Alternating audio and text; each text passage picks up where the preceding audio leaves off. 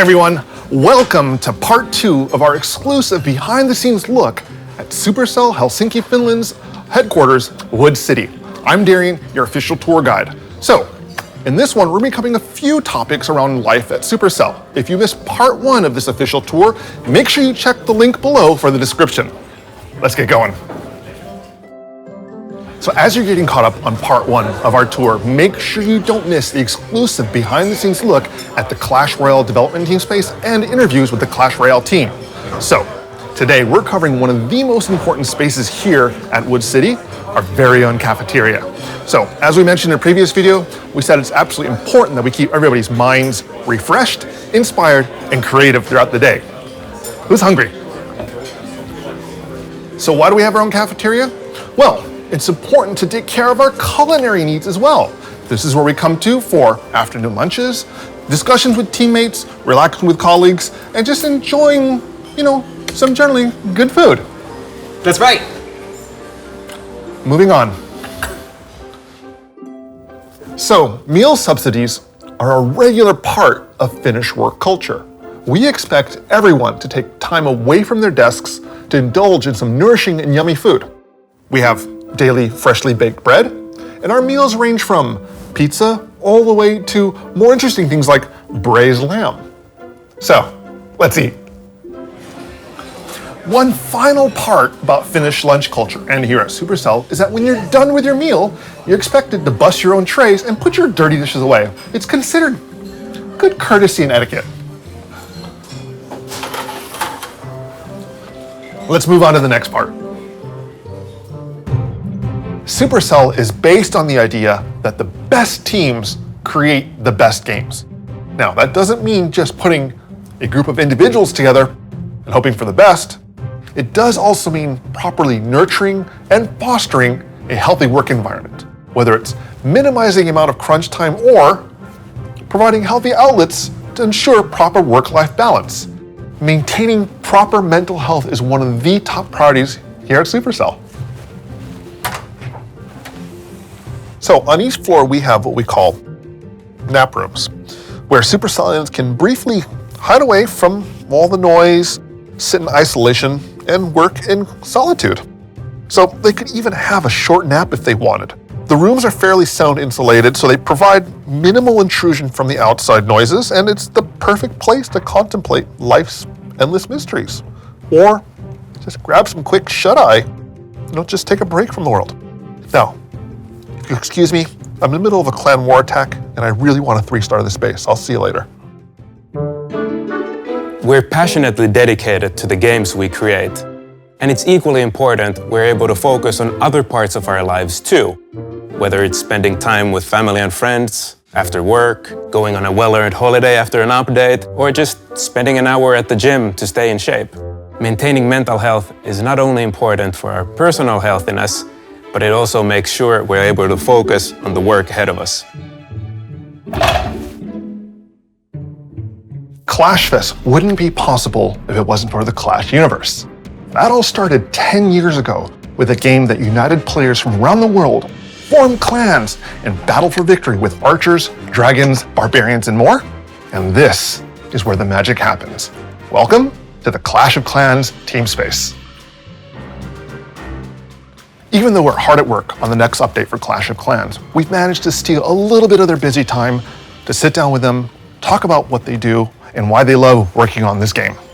What does an art producer do, actually? Kind of a general purpose problem solver. So I just listen to the team, figure out what they're having problems with, and try to help them fix it. And what are you currently working on?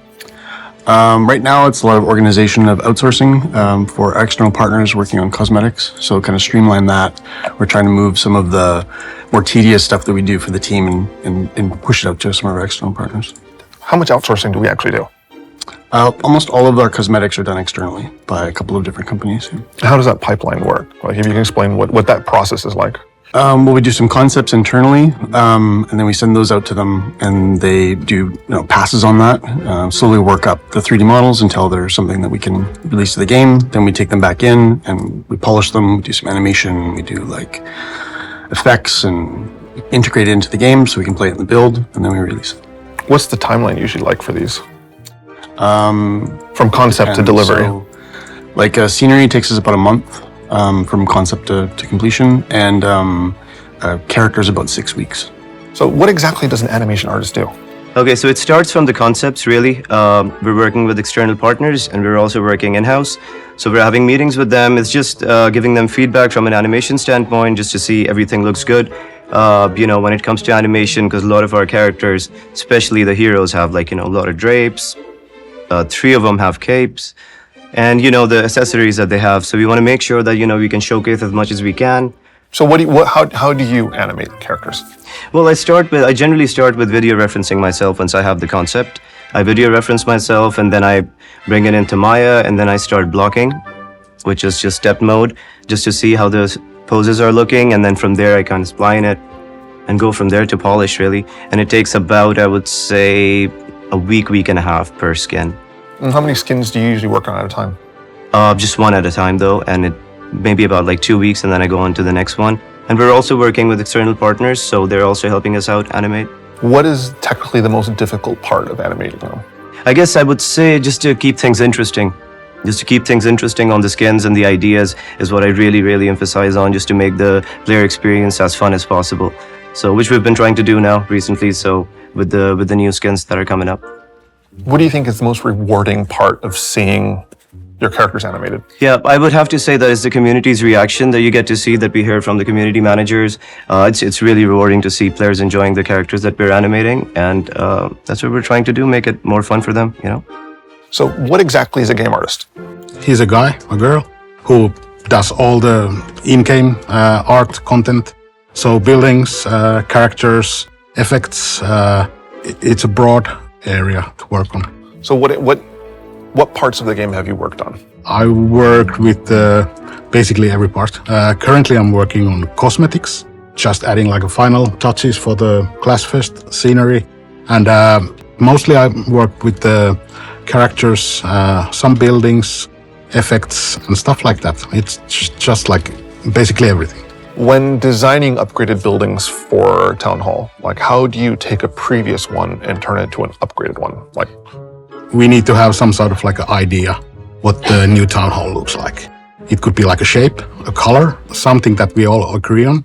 And then we just follow that plan, see if it works. If it doesn't work, then we do the thing again and until it's perfect. So. What exactly to you does game balance mean? Find a balance where the casual players are able to feel good in their attacks. It seems possible for them to get a 3-star from base sometimes, but at the same time we have to keep the more involved players in mind, and we cannot make the game too easy for them. So we cannot make the 3-star attack a walk in the park, but we need to make it possible for everybody. When we go down for maintenance, server maintenance and upkeep, what actually happens besides feeding the hamsters? Usually we put a new version of the game in there, so we install that. Sometimes we have to do technical maintenances because it's great that we have millions of players, but it also means that we have hundreds of servers and not all of them are happy all of the time and need some attention. So What exactly happens during server maintenance? So first we give a 5 minutes notice to players that the game will be closed in 5 minutes, so they can still run their current attacks to the end or whatever they're doing. Then we kick all the players out. We do on the servers whatever we need to do, and then we restart the whole thing. What's been the scariest part of working on the servers? What's been the most terrifying moment as a server engineer? I think the most terrifying moment is always when you do some modifications on the database, and because you don't want to accidentally delete something, and then everybody who has been playing Clash for 10 years is like, oh, where is my game? For this last interview, we are sitting down with the newest member of the Clash of Clans team. What's your name? No, because seriously, I have no idea who you are.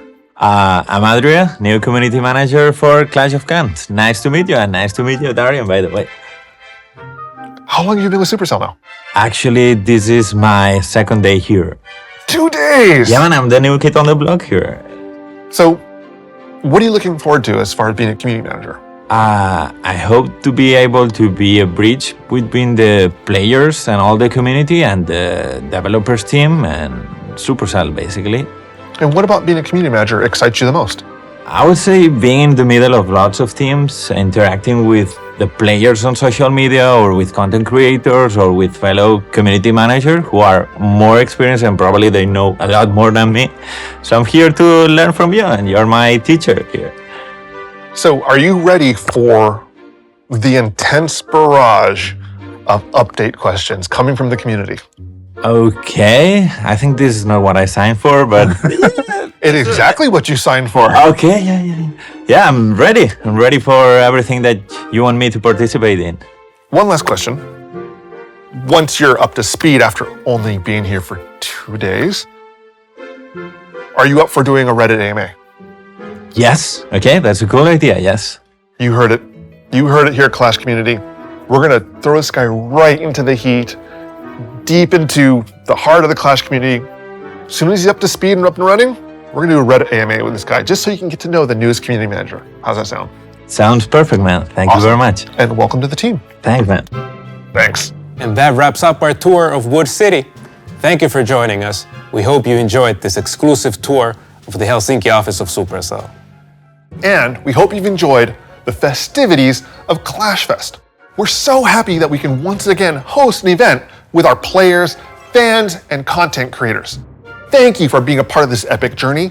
We hope to see you guys again real soon. But until next time, moikka!